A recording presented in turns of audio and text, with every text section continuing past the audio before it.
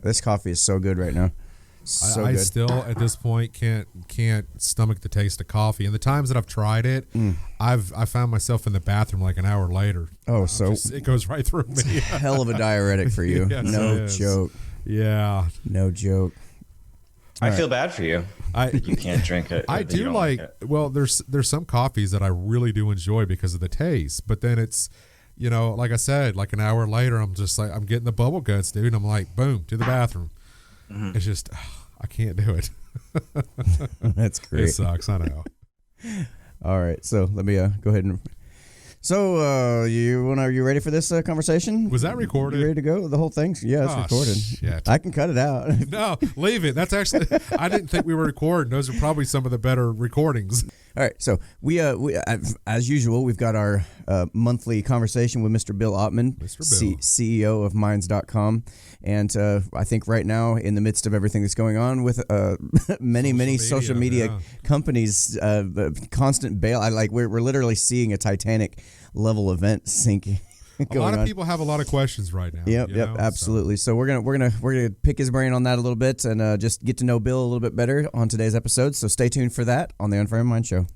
Listening to the Unframe of Mind Show, the place to have the most mind-stretching, unprotected intellectual intercourse of your life. Your hosts battle the forces of evil by lobbing fiery balls of truth, reason, and evidence over safe room walls.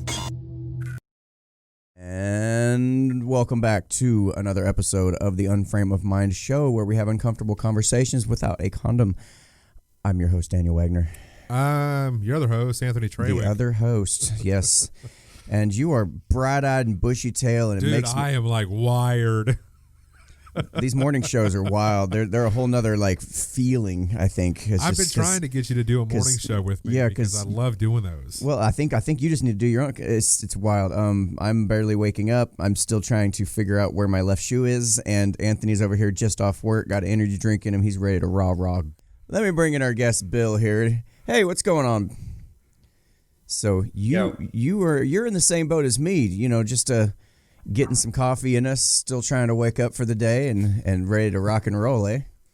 That's it. So whose house has the studio? This is my house. Daniel. All right. My house. You don't have to travel. That's nice. No, I have to do all the prep work though and all the technical shit. He just kind of shows up. Well, the funny thing is, I don't know if we discussed this with you before, but the old studio used to be in his old bathroom. No. It used to be a bathroom. No, that never was a bathroom. You told me it was the size. It's the size of a bathroom. It's the size of a bathroom. That's what it was. Yes, it was very tight quarters. I mean, really tight quarters. And then was it last year? Yep, last year. No, year before. We didn't do this during COVID. We didn't build the studio during COVID. No, we did our first show this last year. Down here. Out here in this studio. You did get nice, slick red chairs, which make you feel very pro. Yes. Very bougie is what. Yeah, bougie as fuck, man. They go along with the red table. I'm going to tell you a little secret about these red chairs. I got them for like $50 for the set. Nice. Nothing. Yeah. I don't spend a lot.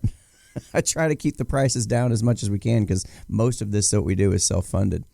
Yeah, he built this entire studio himself. I mean, it's more than just a studio; it's a workshop, and I mean, it's pretty cool. We all had a hand in help building this, and like you said, it's all self-funded. So yeah, it looks great for sure. Appreciate cool. it. Yeah, you got the sound effects. I mean, you're deep. Yeah, if we could just get those viewers up a little bit, hey, Bill, that would help. Hey, Bill, check this out. I'm going to need a producer to come help push some buttons. Can you show up at my house, whenever we feel like doing a show to do that for us? I know you're busy. I'll teleport.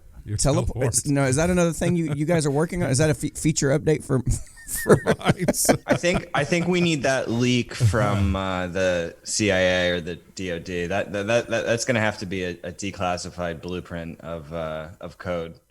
I always wondered teleportation device. Yeah, I always wondered that because you see all these social media posts. That's one of the interesting differences between Facebook and Minds is you go over to Minds and you get, if you want to, you can get any brand of conspiracy theory you want. Yeah, and one of the big things you keep seeing is Trump's going to declassify everything. He's getting ready to do it any day now. He's going to declassify everything. Do you think that's First of all, do you think he'll do it? Second of all, do you I think think there's? he just declassified some stuff in relation to China recently. I gotta look up exactly what it was.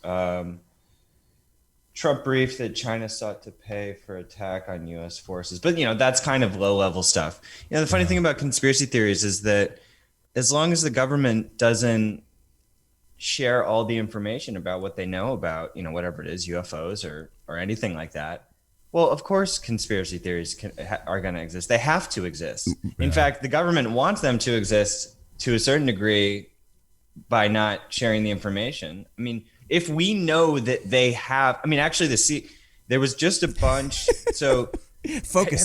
Have you been following He's this? awake. He's awake. I'm like, he's up. I think the conspiracy theorists they exist within the little black marks Have on. they gotten to me? All of the editing, all those little black edits, the black marks you see on those documents. Right. That is where the conspiracy theorists' playgrounds are. Yeah. Mm-hmm. Well, there was. All right. So in the new COVID bill, there is a clause about that, like, led by Rubio, they have to put together a UFO report. Huh. Did you see that? Wait, I didn't no, see I didn't. I didn't see that. Tell me about that. Yeah. So the Pentagon has been releasing a lot of UFO stuff. Yeah, I've been seeing that. And there's a commission now on like UAPs, and Rubio is sort of leading it. And UAP. in the COVID bill, there is, basically a section about, how a report is due in like 6 months or something. And based on that, this guy, I actually posted it on Minds yesterday because it was in like New York Post. But this guy did a Freedom of Information request to the CIA, and they just gave him like a bunch of new declassified docs on like UFOs. What in the world, man? Wow. And he just published it. It's on the site, like the Black Vault. It's very, very funny. But I love that stuff, man. It really like keeps things interesting. It's lighthearted, with everything that's going on. I just feel like aliens is just what we just need to talk about aliens more, because people can come together around aliens. Yeah. Straight up. Like, it's something that unifies people. It's fun. Granted, if they were malicious, that wouldn't be cool. But Ronald Reagan gave a speech, like, I don't know in what year, but it was to the UN, and there's crazy footage of this. And he says, if there was ever an external alien threat, that might be the one thing that we need to put aside our differences as humanity. Oh, absolutely. And like, Yeah, things that are makes so, sense. bonkers now. Quite frankly, like, it might take something like that. I don't know if Have you possible have you otherwise. even seen Independence Day? Of course, people come together. Of course. It yeah. kind of reminds me of what is that movie? District 9? Is that? Yeah, District Yeah. 9. Great That movie. was Yes. that was a really interesting one. I forgot about that. It was well done. That almost kind of seemed like that was more like realistic as far as humans and aliens trying to cohabitate with each other. That was a that's propaganda piece about race issues. Come on, man. I know.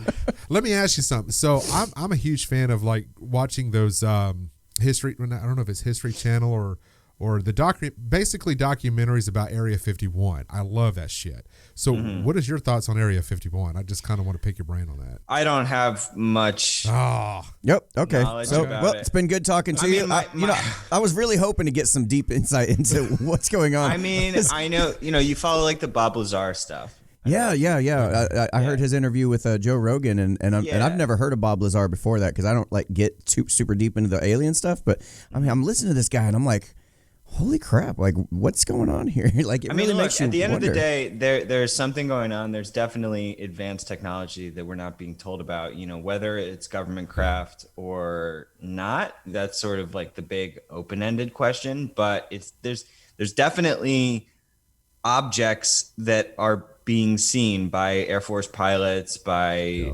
scientists, and who are blowing the whistle. So like, that's all clear. That's obvious. I mean, even like, the famous one in where is Area 51 again? it's in Nevada.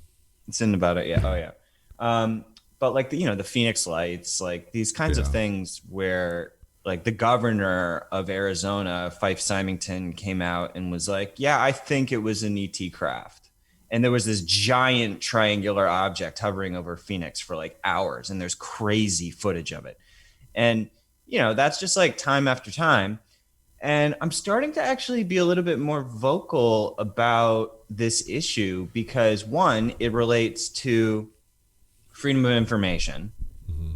And, the New York Times did a piece about the Tic Tac UFO incident with Fravor, the Air Force pilot, recently. And, that blew the lid open and gave it a whole new level of credibility. And also, this documentary called The Phenomenon just came out with Harry Reid on there saying that, we're not being told all the information. And that, there are a lot of politicians that are really passionate about this issue. So, yeah. No. Go ahead. I'm sorry. No, it's just insane that, people aren't sort of more concerned about this, because this is like the one thing, like if you're alive and in a position to like be able to find out if this is real or not, like I'm quite frankly not leaving this planet until I find out. I'm kind of with you on that. I hope sometime during my lifetime I'm actually able to experience aliens. I obviously believe that they're out there, but that would be so cool to see that, to actually have that encounter and then see how this would shape our world and how we treat one another. And, because things right now are just horrible. It would literally change everything. And I guess my concern, and I would imagine the concern of many elected officials that have access to some of this information, if the information's out there, is that people won't be able to handle it, and they got to kind of like condition people to be prepared for it. I mean, right now, people can't handle being called, a microaggression. They can't handle little name calling and stuff. People can't handle COVID right now. But maybe there's a leap that would happen. Like maybe, it's like not sweating the small stuff. And, maybe we're so obsessed with this sort of the minutia of drama right now that we need something bigger. But I totally see what you're saying. Like, and the reason, quite frankly, based on what I've read, that they haven't put more out there is because, they're afraid of national security risks, and they're afraid of civil. What does that do to religion, and what does that do to people's trust in the government? And so, there's definitely risks that come along with it. And, we also obviously have to be careful not to just, eat up everything that they tell us about it, because there have been like propaganda campaigns run.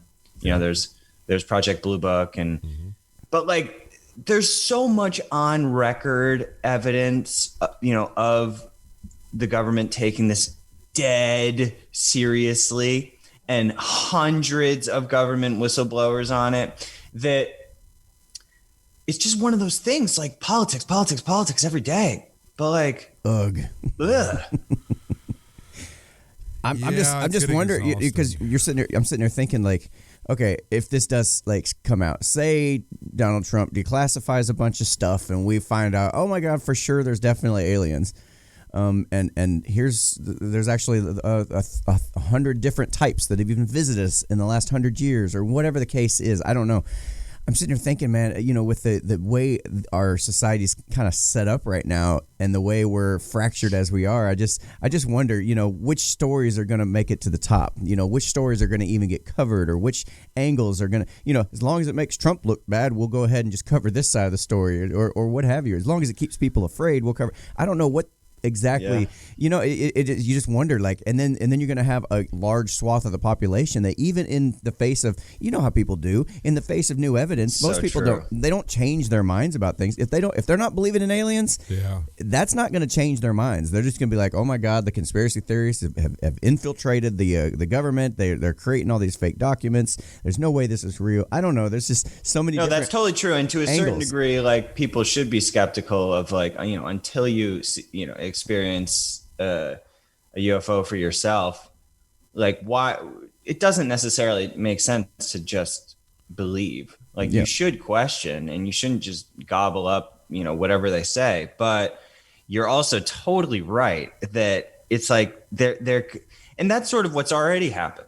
Like all this information has come out about it, like video, Pentagon footage, like clearly something happening, and yet here we are. Yeah. No one's talking about it, and it's like we don't care. Like we are so obsessed with our petty drama, and I'm on this side, you're on that side, that it's staring at us in the face something that would literally change the nature of reality, and we just don't. We're just like, meh. And to be fair, I mean, you even think about like if there was a second coming of Jesus, like you have anybody that claims to be a Jesus type figure or character, people laugh at them, and they're the laughing stock of the of the social media world. Basically, they're just some kind of a cult figure. Like I'm just wondering if that even happened. Like, would we believe it? Like, would it? It's funny because I often get questioned my beliefs as being a Christian, believing in God. Yeah. And I've had this conversation with other people talking about, well, you believe in aliens, so obviously, how does that fall in line with your beliefs? And it wasn't until the last couple of years I've really had to think about that and kind of process it. And I've kind of struggled with my own personal beliefs and thinking about aliens. I don't know. I'm still kind of in that gray area of like you said, Bill. Pun intended? Pun intended, I was going to say, yeah. There you go. So for me, it's just like I'm kind of teetering, man. It's just hard. Well, to look, the explain. Vatican. Does it feel alien to you? This new ideas? I'm starting to alienate my, my religion. That's a ship I can get on board. I'm just not down with the whole anal probing thing. That's all. You should look into the Vatican hired I think an astrobiologist to do a study. Like the Vatican has actually engaged this issue. Really? And made statements about it. Yeah. So, I forget exactly who it was and what they said, but based on what I recall, this was a few years ago, but they're trying to position their, being okay with it because they have to, because guess what? Regardless of if it's advanced life forms or, microbes that we find on some other planet in our solar system, that's sort of just an inevitability. Right. If not, something that's already happened that they're just waiting to tell us. I mean, we're finding water, we're finding all this other stuff. We're Elon's telling us we're going to be on Mars in 5 years. Wow.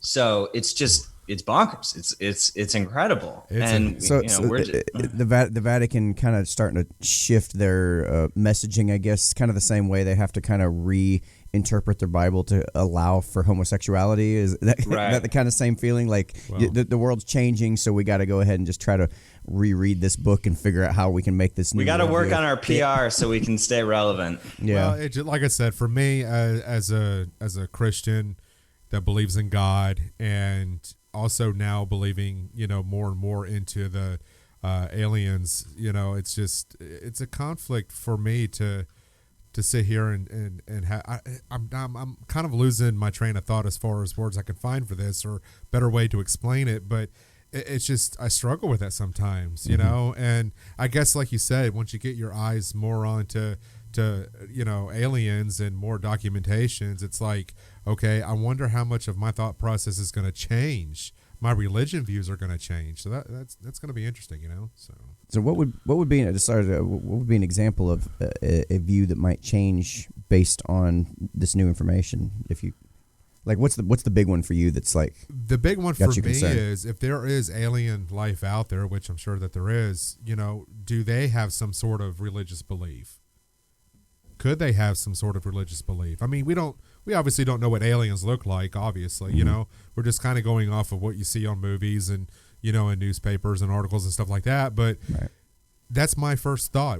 I don't know. It sounds kind of weird, but are they Christians too? Well, not necessarily Christians, but do they have a belief system of some sort? So I don't know. That's kind of something I would kind of go with, but yeah. That's wild. I'm trying to think about that. Like, what would, like, how many times people have gone into battle and things, and they always feel like God's on their side and that kind of thing. I'm just wondering if I'm an alien species and I do have a religious belief, and it totally clashes with these people I'm getting ready to run into. But they also believe, and I'm like sitting there going, obviously we're an advanced civilization. We have the ability to show up on your planet. We can fly through space and survive just fine. I know my thoughts on that sound really kind of way off in left field, but no, not at all. I'm just I've wondering. never heard anybody else talk about that. We always wonder what if they're going to attack us or if they're going to, be our friends or. But I don't think the religious angle comes up as much. No, it doesn't. It's a good one. So well, when the Spaniards were coming, over with like Cortez, and they hit the Americas, the native people thought that they were aliens or gods, because they didn't have a frame to understand what they were seeing. There was no context of like a ship and people, and like there are accounts where, actually. I think this is accurate, but have to double check me. But at first, they actually couldn't even see them. Like there was some sort of mental block where they couldn't even see the ships. But then they thought that it was some sort of like deity coming in. And so if you think about our species crossing the ocean. The ocean was sort of like outer space. I mean, it's literally just like we keep, as we evolve, our transportation mechanisms evolve, and we have, more capabilities to travel across, space. And so it was oceans. And like, now we're already on Mars, which is madness, but it's just the next leap. Which is, going across the ocean of space. And that's totally, and that sort of explains, it's a similar thing where like we see footage, we, hear the stories, like ridiculous stories, like on the movie The Phenomenon. I don't know if you could hear talking about it earlier, but like there's this one story, I think it was in South Africa, where a UFO apparently landed at a school, and all of the teachers and students saw it, and they went over, and all the kids, like 50 kids went over there and were like hanging out with these little creatures. Wait, where was this at? I think it was in South Africa. You got to watch the movie The Phenomenon. It's also with Harry Reid.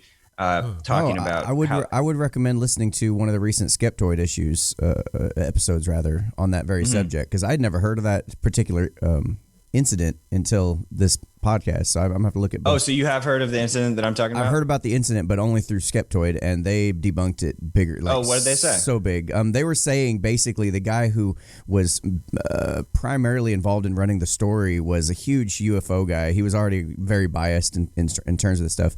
Also, they waited way too long after the fact to interview all the students and that kind of thing. So there was kind of this, the rumors had a chance to kind of spread around and that kind of thing. I don't know what the actual incident was that caused it, but as far as like the way that these things should be handled, it wasn't actually handled that way. Is this the guy? I got to look up Skeptoid. Is this that guy who was on Rogan and it was just like an Yep, Brian Dunning. Brian Dunning, yeah. That he had the most embarrassing interview on Rogan. I'm gonna have to watch it. It was like 4 years ago or something. Okay. But he was so close-minded to every subject. He was not an open-minded skeptic. He was straight up. He was an ideological skeptic. He goes in with an agenda. And look, I'm not going to sit here and say that the South Africa thing, absolutely definitely happened. Right. That's not what I'm saying. No, I do agree with you that the guy he's got a bias, and it's obvious. Quite frankly, he's really obnoxious. It's part of my kind of balance, what I call my balanced media diet, where I try to listen to things that I disagree, because I disagree with a lot of what he does say. That's actually a good one to do that with. Yeah. It's like something that's really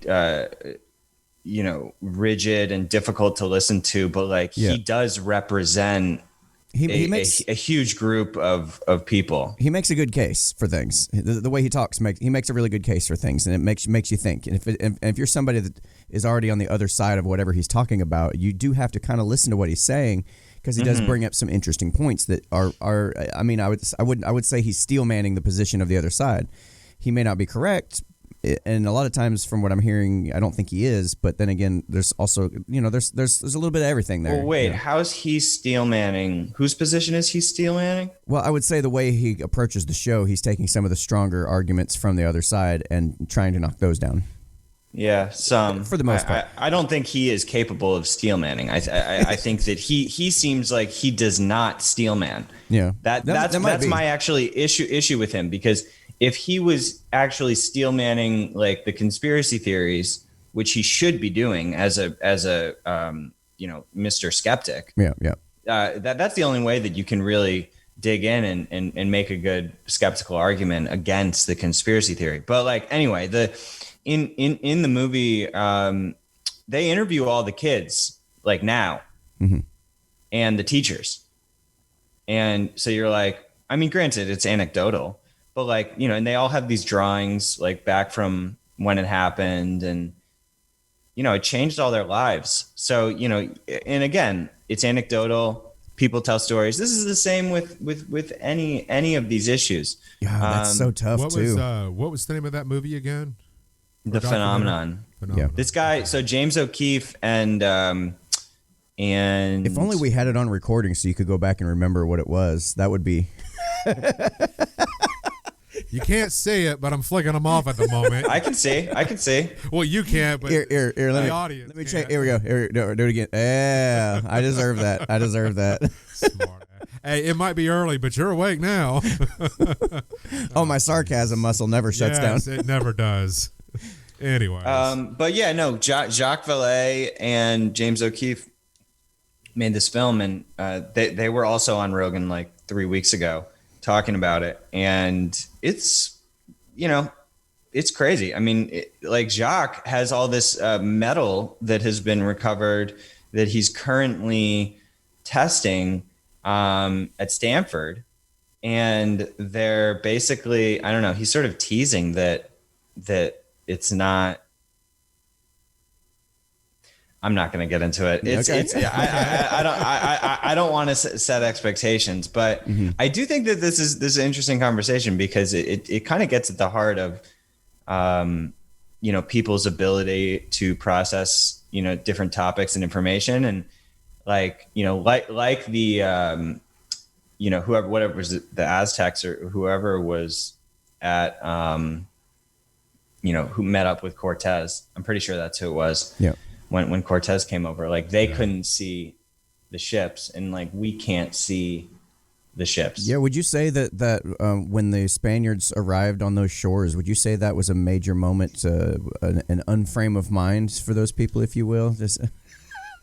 I do. Yeah. No, absolutely. That was like Really?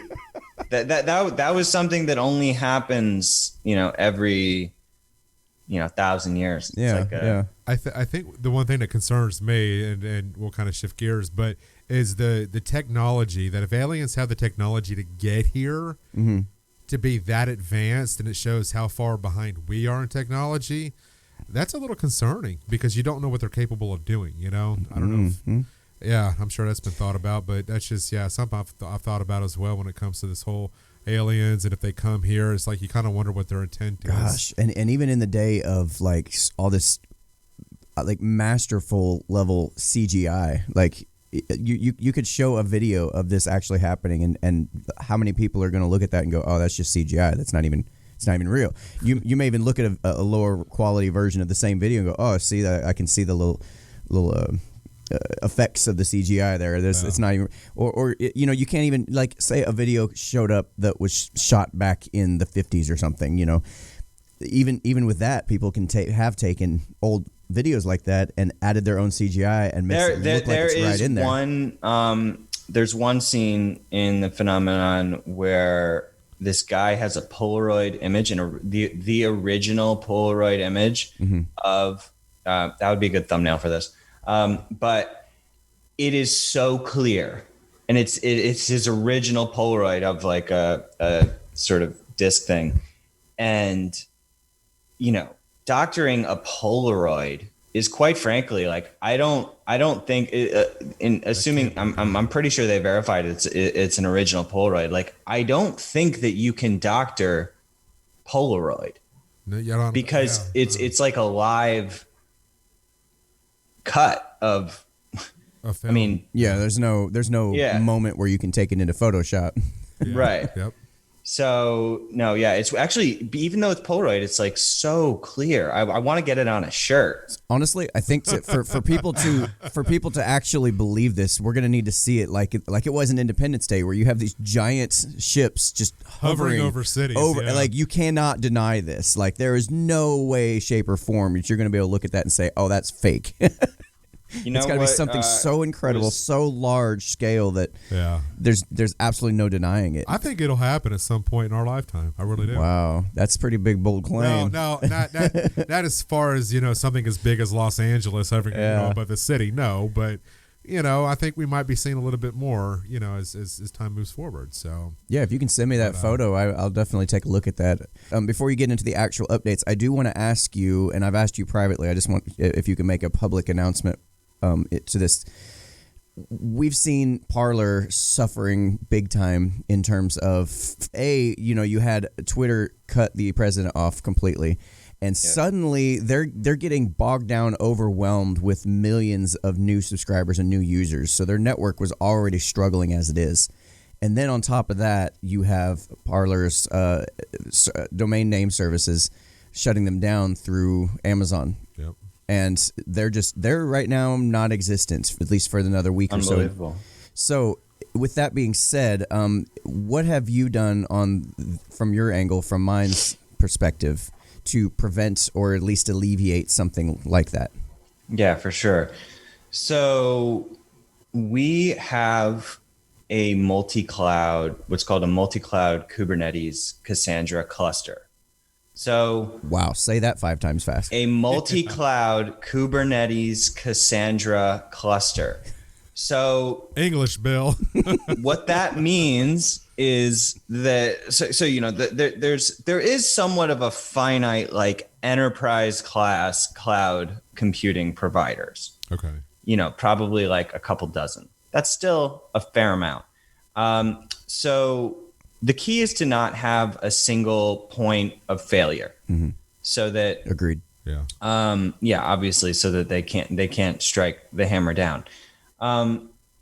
So we are in the process of, and we're already prepped for this because we're already up and ripping on Kubernetes and Terraform, which are essentially like infrastructure as code framework. So you can rapidly deploy an entire infrastructure within a couple of commands and, quickly pop up anywhere. Now, Parler clearly is not on this kind of an architecture. And this is what puts us in, a much more advanced position because, we have been prepping for this. And not to mention, because we're open source, we developed Kubernetes and Terraform integration so that other developers can come and pop up an instance of Minds and make their own social network. So there's sort of multiple reasons for having this sort of rapid deployment system. And on top of that, we have identified a cloud, one particular cloud, which is very pro civil liberties, and they're very under the radar, but they're also very big. Very big. And so we do use AWS, but we're already in a position with failovers. So if that happened, then we would immediately be able to pop up. It would be pretty seamless. So Is there any reason why you haven't gone ahead and done that yet? Honestly, because this was totally unprecedented. Yes. And absolutely. also, if you read the comment from Amazon on this, apparently Parler had been ignoring their communications for like a long time. Like I need to double check the BuzzFeed news article about it, but I think that the Amazon statement is in there, and it seems like they were ignoring requests about like certain illegal content that was on their site. And so Amazon, it's not excusing Amazon. I don't think that it's an acceptable situation.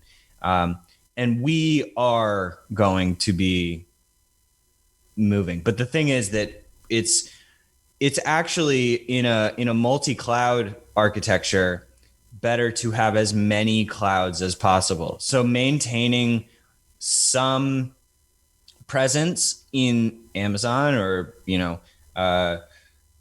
Azure or Google or Rackspace or XYZ, others that we're going to be releasing the name of the kind of actually pro civil liberties provider that we've been talking to soon.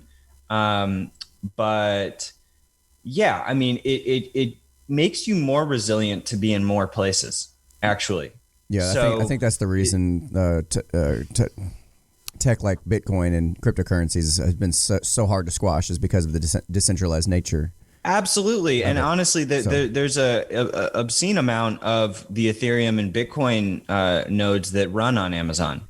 So, to say that it's sort of a similar conversation to, when we talk about, is your presence on alternative social media platforms or mainstream social media platforms? Honestly, it's smart to have a diverse presence and to back yourself up so that you have, like Minds is sort of like the civil liberties backup. Hopefully we're going to grow. We are growing we're growing like faster than we've ever grown right now, which is insane. I've noticed it. Yeah. I've noticed an influx. You've noticed it? Yeah. So is there anything that you're willing or able to do to offer supports to these other social media companies that are being hit with these issues? Yeah, I mean, they need to, number one, get their infrastructure on Kubernetes. That is a total requirement, and that's a huge project. So they need, otherwise they're just manually putting up servers and installing servers, which can take that's why Parler said, we're going to be down for like at least a week. Yeah, it's expensive too. Because, I don't know if they're manually setting up servers but because when you like a big social engine infrastructure, there's like dozens of servers and everything has to get configured and set up and networked. And so unless you have like a script that can just pop it up, then you're going to be sort of bogged down. Right on. And, beyond that, we also like have the Arweave blockchain storage integration that we've rolled out. And there are other things that we're thinking about in a longer term sense to more fully decentralize the back end, so that, like, for instance, anyone could just download an app and support the network.